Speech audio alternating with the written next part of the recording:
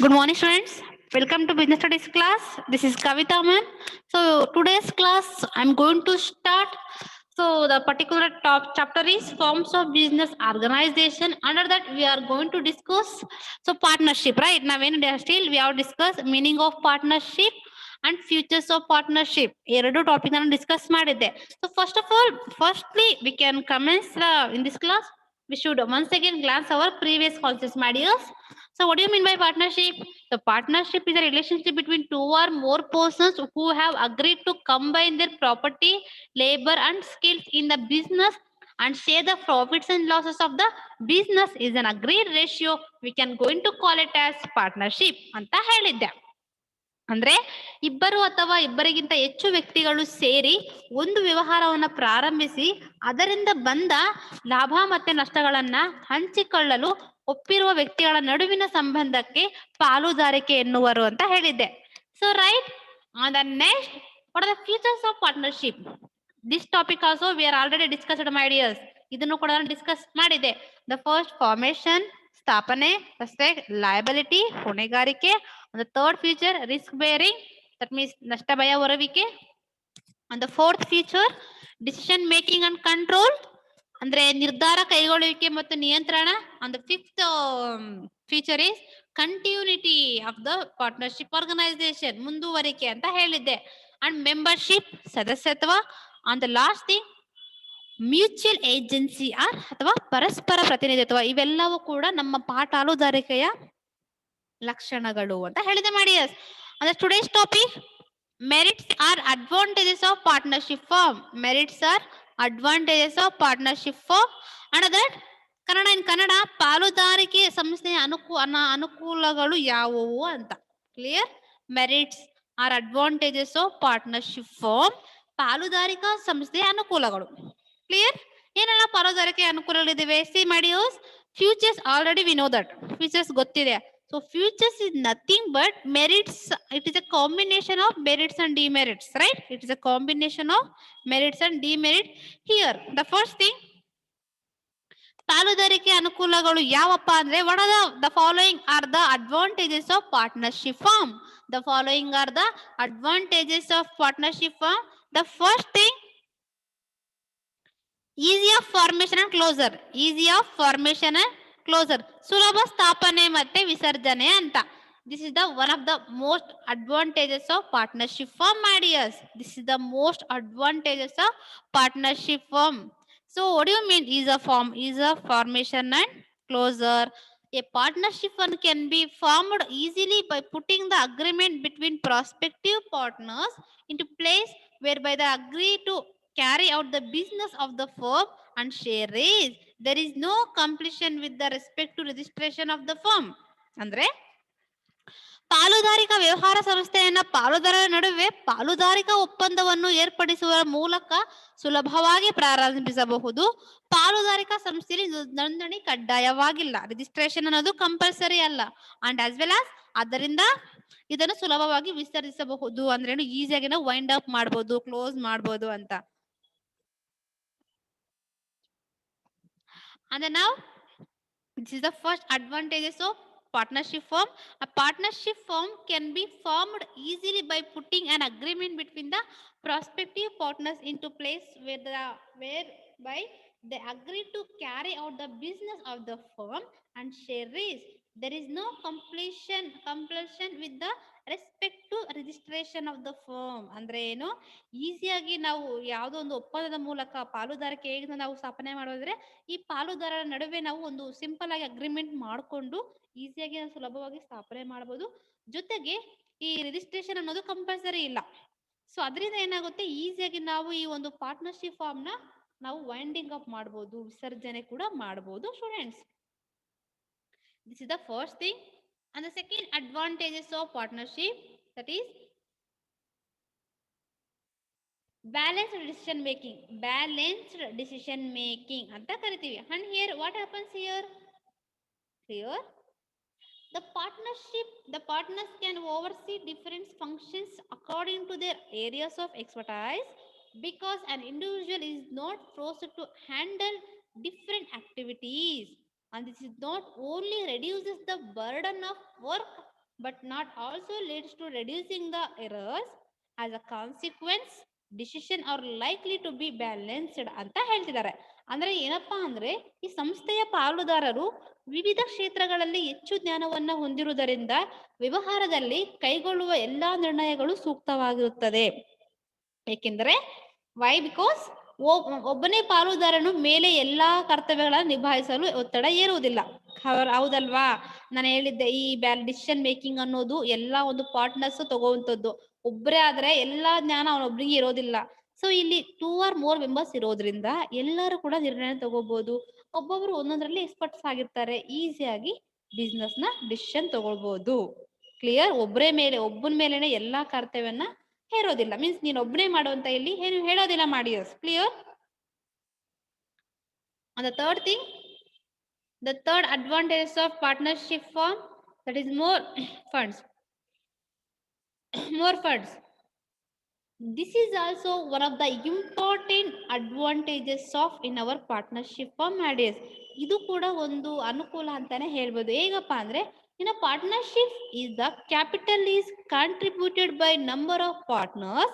This makes it possible to raise large amount of funds as compared to sole proprietor and undertake additional operation when needed. ಅಂದ್ರೆ ಏನು? in a partnership the capital is contributed by number of partners. This makes it possible to raise larger amount of funds when compared to our sole proprietor ಅಂತ ಹೇಳ್ತಿದ್ದಾರೆ. ಅಂದ್ರೆ ಏನು?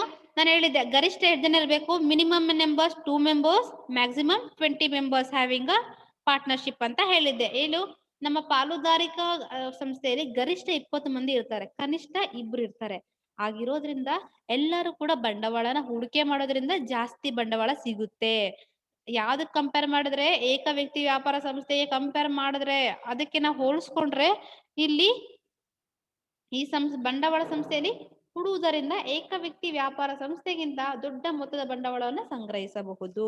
ಅಂದ್ರೆ ಸೋಲ್ ಪ್ರೊಪ್ರೈಟರ್ಸ್ಗೆ compare ಮಾಡಿದ್ರೆ ಅದಕ್ಕಿಂತ ಜಾಸ್ತಿ ಒಂದು ಅಮೌಂಟ್ ನಾವು ಇಲ್ಲಿ ತಗೋಬಹುದು. ಮ್ಯಾಡಿಯರ್ಸ್ ಕ್ಲಿಯರ್? ಇಲ್ಲಿ minimum 2 members, maximum 20 members.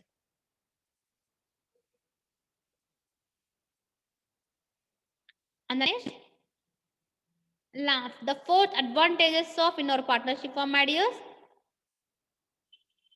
sharing of risk ಅಂದ್ರೆ ನಷ್ಟ ಭಯಗಳ ಹಂಚಿಕೆ. Here the risk involved in running a partnership firm are shared by all the partners. This reduces the anxiety, burden and stress on individual partners. ಅಂದ್ರೆ ಏನಪ್ಪಾ ಅಂದ್ರೆ ಪಾಲುದಾರಿಕಾ ಸಂಸ್ಥೆಯಲ್ಲಿ ಉಂಟಾಗುವ ನಷ್ಟ ಭಯಗಳನ್ನು ಎಲ್ಲಾ ಪಾಲುದಾರರು ಹಂಚಿಕೊಳ್ಳುತ್ತಾರೆ. ಪಾಲುದಾರಿಕಾ ಸಂಸ್ಥೆಯಲ್ಲಿ ಉಂಟಾಗುವ ನಷ್ಟ ಭಯಗಳನ್ನು ಎಲ್ಲಾ ಪಾಲುದಾರರು ಹಂಚಿಕೊಳ್ಳುತ್ತಾರೆ. ಇದರಿಂದ ಪ್ರತಿಯೊಬ್ಬ ಪಾಲುದಾರನ ಆತಂಕ, ಹೊಣೆಗಾರಿಕೆ ಮತ್ತು ಒತ್ತಡಗಳು ಕಡಿಮೆಯಾಗುತ್ತವೆ. ಕ್ಲಿಯರ್? ಅಂದ್ರೆ ಏನು? ಇಲ್ಲಿ ಶೇರ್ ಮಾಡ್ಕೋತಾರೆ. ಎಲ್ಲಾ ಪಾರ್ಟ್ನರ್ಸ್ ಕೂಡ ರಿಸ್ಕ್ ಅನ್ನು ಶೇರ್ ಮಾಡ್ಕೊಂತಾರೆ, ನಷ್ಟನ ಶೇರ್ ಮಾಡ್ಕೊಂತಾರೆ ಅಂತ ಹೇಳಿದ್ದೆ. ಎಲ್ಲ ಹಂಚ್ಕೋತಾರೆ. ಅದರಿಂದ ಪ್ರತಿಯೊಬ್ಬ ಪಾಲುದಾರನ ಆತಂಕ ಆಗ್ಬೋದು, ಅವನ ಹೊಣೆಗಾರಿಕೆ ಆಗ್ಬೋದು, ಅವನ ಒತ್ತಡ ಆಗ್ಬೋದು, ಕಡಿಮೆ ಆಗುತ್ತಂತೆ. ಆಗುತ್ತಲ್ವಾ? ಹೌದು ತಾನೇ? ಅರ್ಥ ಆಗ್ತಿದ್ಯಾ ಮಾಡಿಯೋಸ್? ಏನು? ಈ ಪಾರ್ಟ್ನರ್ಶಿಪ್ ಫಾರ್ಮ್ ಅಲ್ಲಿ ಲಾಭ ಬಂದ್ರು ಹಂಚ್ಕೋತಾರೆ, ನಷ್ಟ ಬಂದ್ರು ಹಂಚ್ಕೋತಾರೆ. ಶೇರಿಂಗ್ ಈಕ್ವಲಿ, ಪ್ರಾಫಿಟ್ಸ್ ಆಗ್ಬೋದು, ಲಾಸಸ್ ಆಗ್ಬೋದು. This is also one of the important thing when compared to our sole proprietorship ideas. And the secrecy. And the next advantages of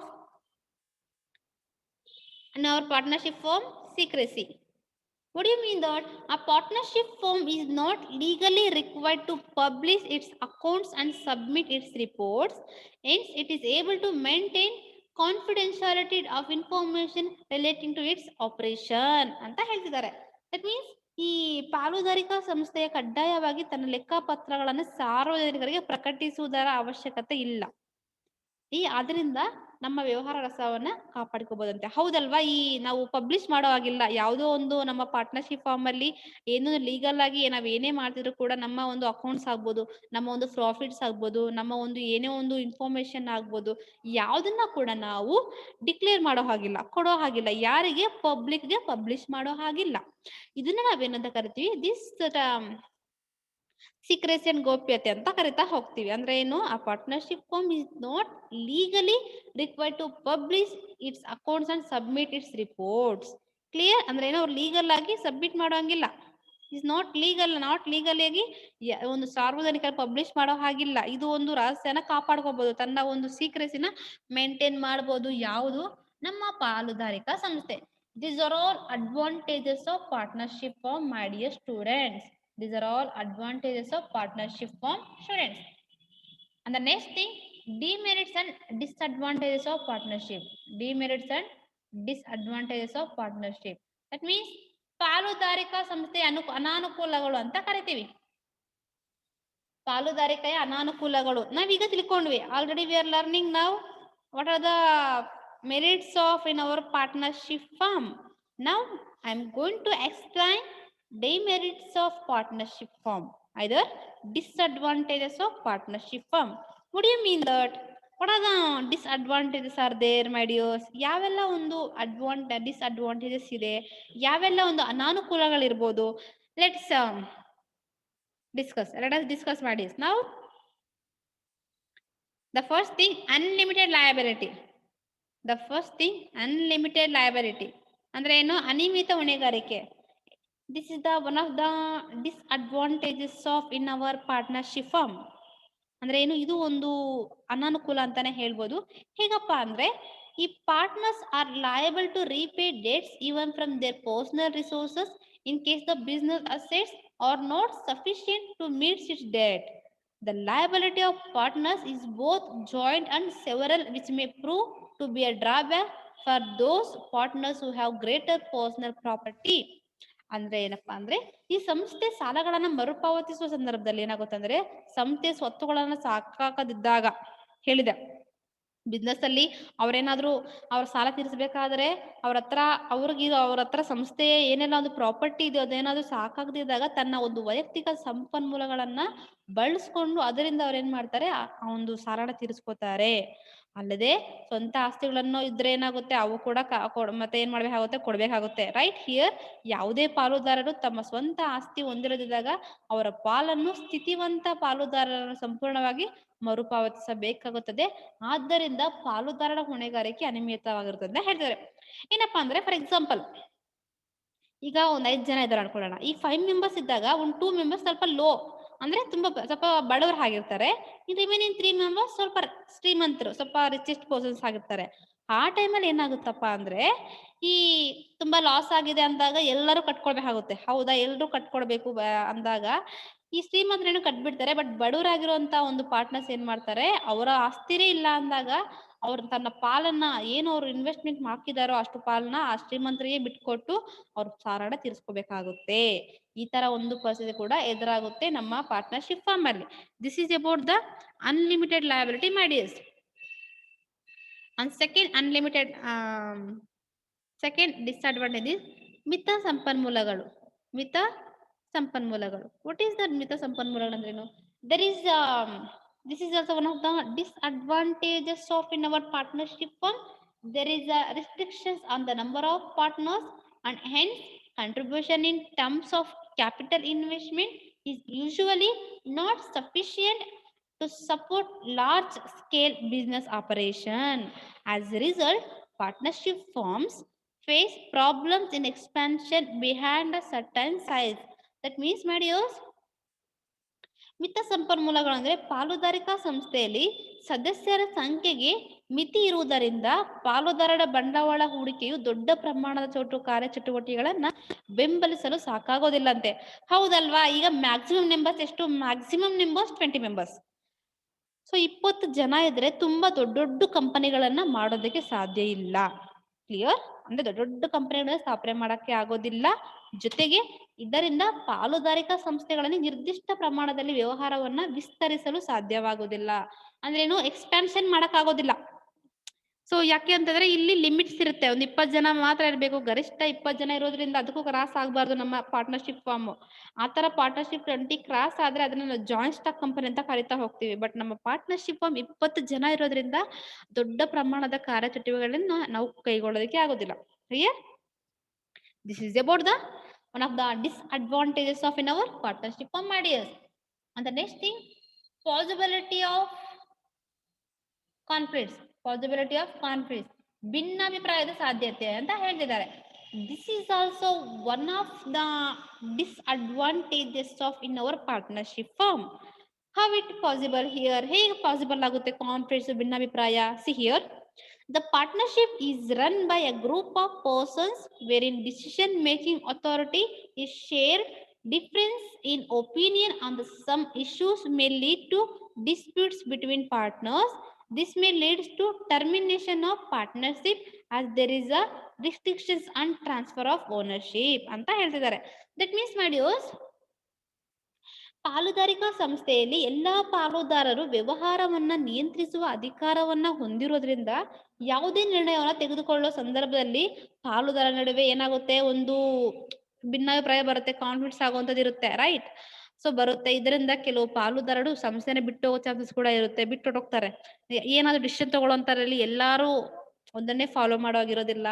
ಅಂತ ಸಂಸ್ಥೆಯಲ್ಲಿ ನಮ್ಮ ಒಂದು ಪಾರ್ಟ್ನರ್ಶಿಪ್ ಫಾರ್ಮು ಒಂದು ಆರ್ಥಿಕ ಸಮಸ್ಯೆಯನ್ನ ಎದುರಿಸಬೇಕಾಗುತ್ತೆ, ಅಂದ್ರೆ ಫಿನಾನ್ಸ್ ಪ್ರಾಬ್ಲಮ್ ನ ಎದುರಿಸ್ಕೋಬೇಕಾಗುತ್ತೆ, right?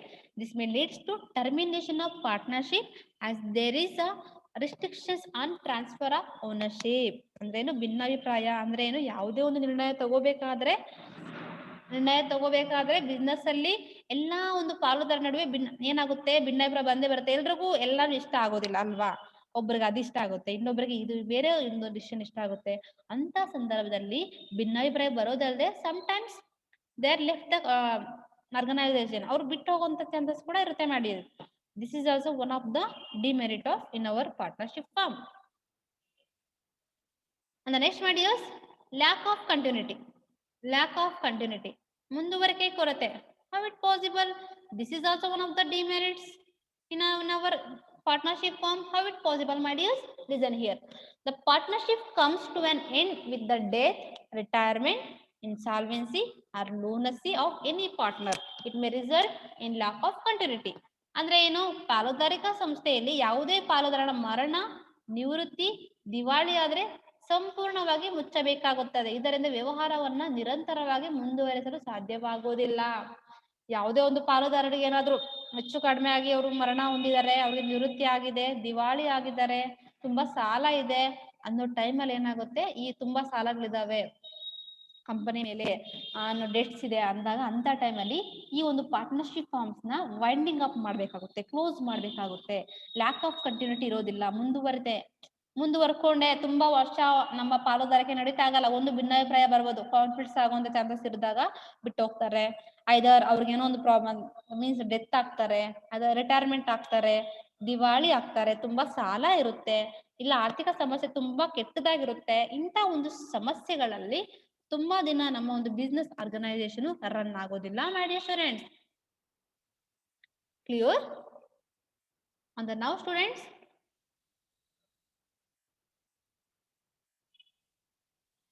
and the next one is, my dears, lack of public confidence.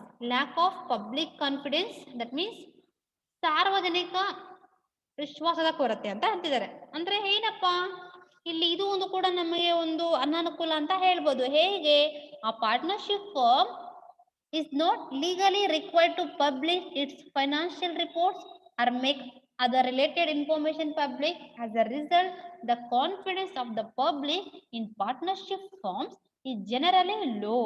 ಅಂದ್ರೆ ಏನು, ಪಾಲುದಾರಿಕಾ ಸಂಸ್ಥೆಯು ಕಾನೂನಾತ್ಮಕವಾಗಿ ತನ್ನ ಲೆಕ್ಕಪತ್ರಗಳನ್ನು ಸಾರ್ವಜನಿಕರಿಗೆ ಪ್ರಕಟಿಸುವ ಅಗತ್ಯವಿರುವುದಿಲ್ಲ. ಇದರಿಂದ ಸಾರ್ವಜನಿಕರಿಗೆ ಪ್ರಗತಿಯ ಬಗ್ಗೆ ಸ್ವಲ್ಪ ಮಾಹಿತಿ ಲಭ್ಯವಾಗುವುದಿಲ್ಲ. ಇದರಿಂದ ಪರಿಣಾಮವಾಗಿ ಪಾಲುದಾರಿಕಾ ಸಂಸ್ಥೆ ಮೇಲೆ ಸಾರ್ವಜನಿಕರ ವಿಶ್ವಾಸ ಕಡಿಮೆ ಆಗುತ್ತೆ ಅಂತ ಹೇಳಿದ್ದೀನಿ. ನಾನು ಸ್ಟಾರ್ಟಿಂಗ್ ಅಲ್ಲೇ ಹೇಳಿದೆ, ಕಾನ್ಫಿಡೆನ್ಷಿಯಲ್ ಆಗಿದ್ದ ಗೌಪ್ಯತೆನ ಮೇಂಟೈನ್ ಮಾಡ್ತಾರೆ, ಸೀಕ್ರೆಸಿ ಮೇಂಟೈನ್ ಮಾಡ್ತಾರೆ ನಮ್ಮ ಪಾರ್ಟ್ನರ್ಶಿಪ್ ಫರ್ಮ್ಸ್ ಅಂತ, ಹೌದಾ? ಆಗ ಅವ್ರು ಏನೇ ಒಂದು ಇನ್ಫಾರ್ಮೇಶನ್ ಅಲ್ಲಿ public report means financial reports ನ ಪಬ್ಲಿಷ್ ಮಾಡೋದಿಲ್ಲ. ಎಷ್ಟು ಪ್ರಾಫಿಟ್ ಇದೆ, ಎಷ್ಟು ಲಾಸ್ ಇದೆ, ಏನು ಬಿಸ್ನೆಸ್ ಆ ಒಂದು ಫಿನಾನ್ಷಿಯಲ್ ಪೊಸಿಷನ್ ಏನಿದೆ ಅಂತ ಏನನ್ನು ಅವರು ಡಿಸ್ಕ್ಲೋಸೇ ಮಾಡಿದಾಗ ನಮ್ಮ ಒಂದು ಪಬ್ಲಿಕ್ ಪೀಪಲ್ ಗೆ ಆ ಪರ್ಟಿಕ್ಯುಲರ್ ಆರ್ಗನೈಸೇಷನ್ ಮೇಲೆ ಒಳ್ಳೆ ಅಭಿಪ್ರಾಯ ಇರೋದಿಲ್ಲ. ಕ್ಲಿಯರ್? ಒಳ್ಳೆ ಅಭಿಪ್ರಾಯ, ಒಳ್ಳೆ ವಿಶ್ವಾಸ, ಒಳ್ಳೆ ಕಾನ್ಫಿಡೆನ್ಸ್ ಅನ್ನೋದು ಬಿಲ್ಡ್ ಆಗೋದಿಲ್ಲ. ವಿಶ್ವಾಸ ಏನಾಗುತ್ತೆ, ಕಡಿಮೆ ಆಗುತ್ತೆ. ಯಾಕಪ್ಪ ಅಂದ್ರೆ ನಾವು ನಮ್ಮ ಒಂದು ಫಿನಾನ್ಷಿಯಲ್ ರಿಪೋರ್ಟ್ಸ್ ನ, ಫಿನಾನ್ಷಿಯಲ್ ಪೊಸಿಷನ್ ಅನ್ನ ಪಬ್ಲಿಷ್ ಮಾಡೋದಿಲ್ಲ. We are not, the partnership firm is not legally required to publish its financial reports from to the public. Public ಅವರು ರಿಪೋರ್ಟ್ಸ್ ಮಾಡೋದಿಲ್ಲ, ಕೊಡೋಂಥದ್ದಿಲ್ಲ. ಲೈಕ್ ಈಗ ನೋಡಿರ್ತೀವಿ ನಾವು, ತುಂಬಾ ದೊಡ್ಡ ದೊಡ್ಡ ಕಂಪನೀಸ್ ಎಲ್ಲ ಅಡ್ವರ್ಟೈಸ್ಮೆಂಟ್ ಬರ್ತಾ ಇದೆ, ಜಾಹೀರಾತು ಅಲ್ಲಿ ಡಿಸ್ಕ್ಲೋಸ್ ಮಾಡ್ತಿರ್ತಾರೆ. ಕಂಪನಿ, ಇನ್ಫೋಸಿಸ್ ಕಂಪನಿ ಆಗ್ಬೋದು, ಟಾಟಾ ಕಂಪನಿ ಆಗ್ಬೋದು, ರಿಲಯನ್ಸ್ ಕಂಪನಿ ಆಗ್ಬೋದು, ಇವೆಲ್ಲ ತಮ್ಮ ಒಂದು ಆದಾಯ ಆಗ್ಬೋದು, ತಮ್ಮ ಒಂದು ಶೇರ್ ವ್ಯಾಲ್ಯೂಸ್ ಆಗ್ಬೋದು, ಎಲ್ಲದನ್ನು ಕೂಡ ಡಿಸ್ಕ್ಲೋಸ್ ಮಾಡ್ತಾರೆ. ಪ್ರಾಫಿಟ್ಸ್ ಆಗ್ಬೋದು. ಆಗಿದ್ದಾಗ ಅಂತ ಒಂದು ಪರ್ಟಿಕ್ಯುಲರ್ ಆರ್ಗನೈಸೇಷನ್ಸ್ ಮೇಲೆ ಒಳ್ಳೆ ಒಂದು ಅಭಿಪ್ರಾಯ ಬರುತ್ತೆ. ಯಾರಿಗೆ? ನಮ್ಮ ಪಬ್ಲಿಕ್ ಪೀಪಲ್ಸ್ಗೆ. ಬಟ್ ಎಲ್ಲಿ ಕೊಡೋದಿಲ್ವೋ ಈ ಒಂದು ಪಾರ್ಟ್ನರ್ಶಿಪ್ ಫಾರ್ಮ್ಸ್ ಕೊಡೋದಿಲ್ಲ, ಏನು ತಮ್ಮ ಒಂದು ಫಿನಾನ್ಷಿಯಲ್ ರಿಪೋರ್ಟ್ಸ್ ನ ಕೊಡೋದಿಲ್ಲ, ಏನು ಪಬ್ಲಿಷ್ ಮಾಡೋದಿಲ್ಲ. ಹಾಗಾಗಿ ಅಕೌಂಟ್ಸ್ ನ ಪಬ್ಲಿಷ್ ಮಾಡೋದಿಲ್ಲ. ನಮ್ಮ ಒಂದು ಪಬ್ಲಿಕ್ ಕಾನ್ಫಿಡೆನ್ಸ್ ಆ ಒಂದು ಪರ್ಟಿಕ್ಯುಲರ್ ಆರ್ಗನೈಸೇಷನ್ ಮೇಲೆ ಕಡಿಮೆ ಆಗ್ತಾ ಬರುತ್ತೆ. ಇದು ಕೂಡ ಒಂದು ಡಿಸ್ಅಡ್ವಾಂಟೇಜಸ್ ಮಾಡಿ. Clear? In the next class I am going to we are going to discuss types of partners. Types of partners ಅನ್ನು ನೆಕ್ಸ್ಟ್ ಕ್ಲಾಸ್ ಡಿಸ್ಕಸ್ ಮಾಡ್ತೀನಿ ಮಾಡಿ. Until take care my dears, until take care. So what we are discussing, just once again glance our previous concept and as well as merits and demerits of in our partnership firm. In the next class I am going to start types of partners. And thank you guys, have a nice day, take care.